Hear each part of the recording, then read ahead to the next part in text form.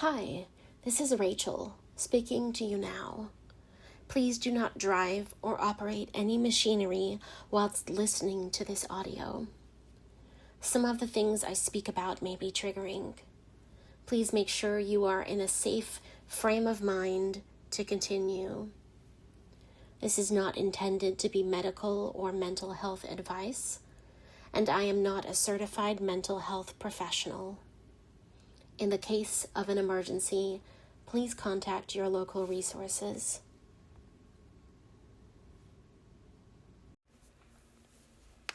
To be. I find myself pondering. Emma, always. Why isn't life fair? Why can't I be more grateful? An attitude of gratitude is not only music to the rhyming poet's sensitive capabilities, it is also supposed to hold truths of a winning attitude in life. But we are not one nor the other. The platitudes of our attitudes cannot be black or white. They are a spectrum on the continuum of gray. For we can start out the day in sadness and end it with moments of joy. In fact, the lexicon of words to describe all of the different human emotions cannot be contained in a greenhouse. They need not even be stationed on planet Earth. Our world is a celestial one, is it not? For matter of the star constellations alone, which reside not within Earth's hemisphere. Is it not true that there is so much that we can't see? That's not tangible, yet that it exists? The emotion of happiness has symptoms or facial characteristics, including a smile, the crease in one's eyes, even the firing of one neuron to the next in a particular region of the brain. More of that, please. But happiness itself, is it something you can touch? Or is it felt? And so you know it to be true, for you, that is, because your life is lived from your own perspective, and so what you feel, it matters, no? If only we could dream our worries and our sorrows away. But some of us only dream in nightmares. And to fear sleep, now that is something else. There is something about this gray matter of life, where one thing is never truly just this one thing, when it can relate or be construed as another. And can gray matter really be contrasting? No matter how many shades of gray, when really they're all this gray. Why does happiness bleed into tears, bleeds into sadness about the past, when a moment ago your mind existed very much in the present tense and not in the past? How can hate between two people turn into brotherly love and camaraderie at the end of a traumatic war where lives were lost?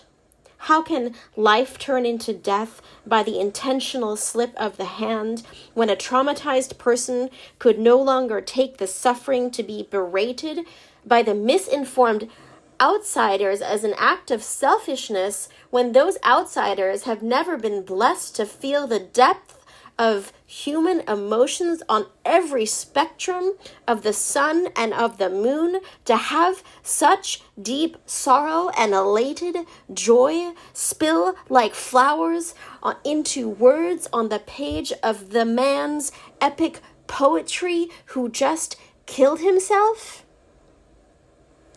How is it that we are so ruthless and merciless, that we not only defile and degrade the sanctity of humanity by slaying, by murdering our brothers, our our sisters across the globe, in the backyards of our own cities, our wives and our children? How is it there is so much evil and we don't bat an eye? We don't condemn the condemned because they are politicians and business owners who can rape their wives and murder as they please?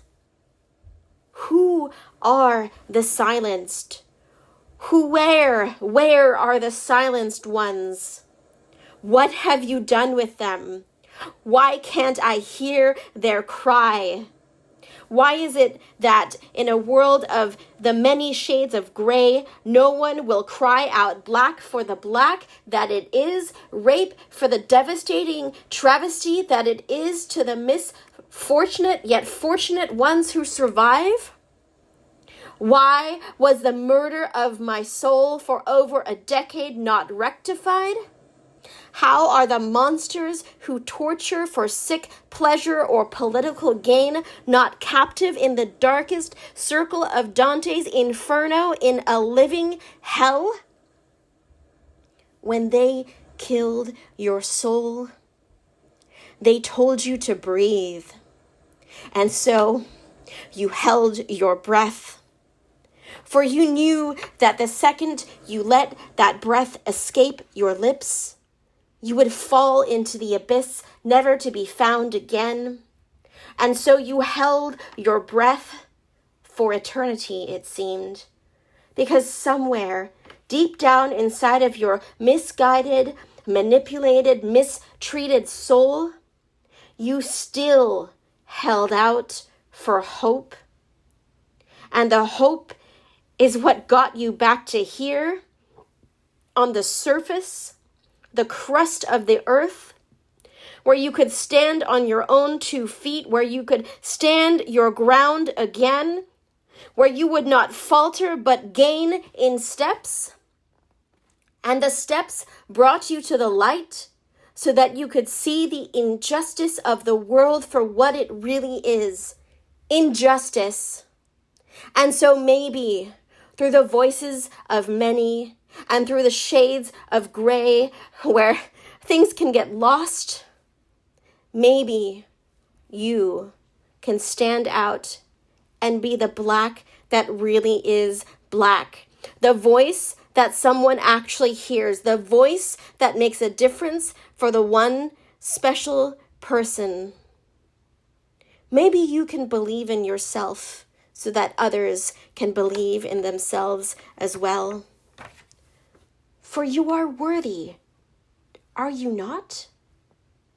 Someone committed the act of bringing you into this world, and like it or not only are you here, you are mighty and you are brave, and no one needs to acknowledge this but you to yourself.